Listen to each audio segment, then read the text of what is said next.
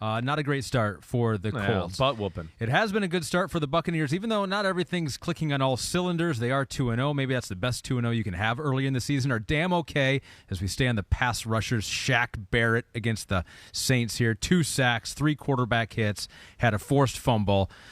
The Bucs defense was the best unit of the day because the New Orleans Saints could do nothing, and really outside of one quarter this entire year, the Saints haven't done a whole lot. But the Bucs had a whole lot to do with that. What'd you think of the Bucs defense? Yeah, they're phenomenal. I mean, I got worried a little bit at one point when Akeem Hicks was out, and I was like, oh man, Bucs are falling apart here. They got people getting hurt by everywhere. But it was an ugly football game. It was ugly. Where you're sitting there, and it wasn't, fun to watch. And, of course, you're keeping your eye on it, but you're going, really, are we really midway through the third quarter, and it's 3-0 Saints? Yeah. There was nothing to latch onto, jump onto, whatever.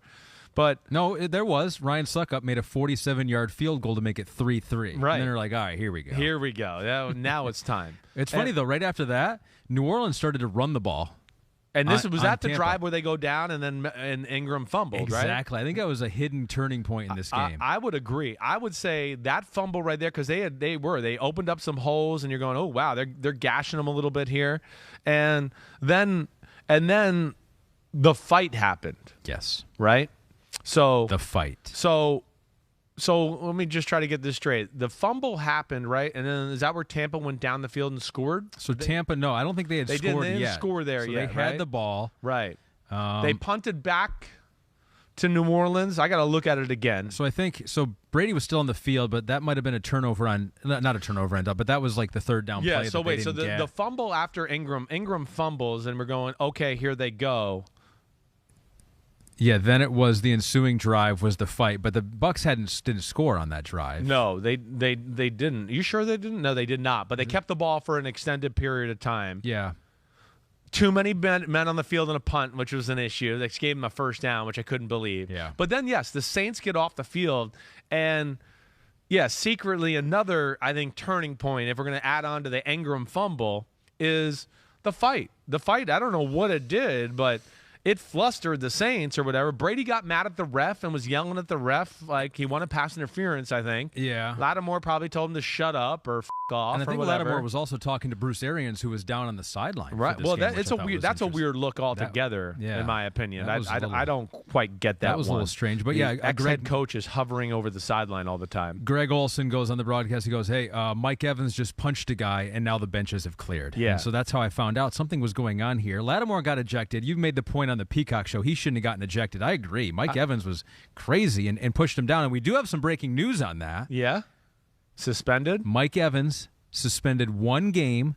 No other player in the fight has been suspended. The Bucs host the Packers this week, so they will do it without Mike Evans. Yeah, that's big. But both were ejected in the game. Right. I did not think Lattimore should have been ejected. I agree with you. I did not. First off, he didn't do anything. He told Tom Brady to shut up. That's perfectly within the legal limits. Tom Brady came back and said way more to him after that.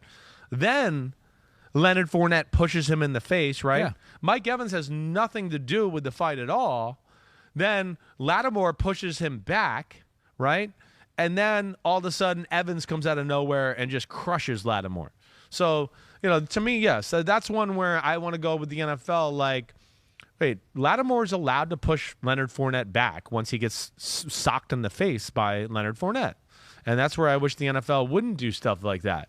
Or just no. Evans was egregiously wrong. Lattimore did not start this, and nor did he finish it. Evans he didn't start the physical it, part of it. He didn't start the physical part of it. I agree. No, and that was weird. But after that, gosh, they get no points there. The Saints get the ball. Jameis throws that big post down the middle, and my man 35, Jamel Dean. I mean, that was a great interception, I thought. In the end zone, it was a great catch by him altogether, and I think that kick-started then the next drive for the touchdown for Brady and company. Yeah. They hung in there. Some bad calls on the Saints for penalties. I was just going to say that. 10 minutes to go in the game. Yes. Bradley Roby was called for that unnecessary roughness hit on get the Cameron out of Brate, here, referees, with that. Cameron Brate's bracing for contact, putting his head down, and Bradley Roby did make contact with the head, but it's like Brate's also bringing his head down. He was just putting his head in front of the ball carrier. It wasn't trying to strike the guy with the head. Yeah, when there's big helmets on heads, they sometimes touch. And we could sit there and argue, and I could go, well, Brate put his head down first again.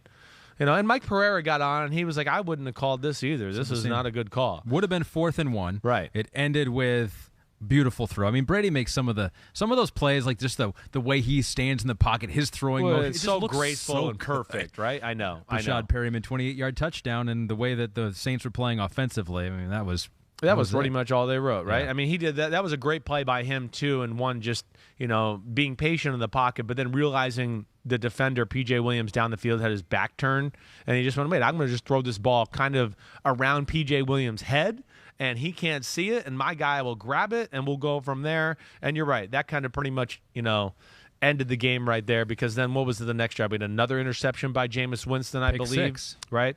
I think there was something else. I think it was another pick that gave him the field goal, and then a pick 6 on the next drive. Yeah, that's right. Yep. Right? You're right. Yep. Field goal made it 13-3, and then the pick 6 with Mike Edwards going the other way. So yeah, not great for the Saints. They got some things to worry about. The Buccaneers, they do too, but they're 2-0, so that makes it a whole lot easier. Hi, I'm Mike Tirico, and thanks for watching. Make sure to hit subscribe for the latest news and highlights from NBC Sports.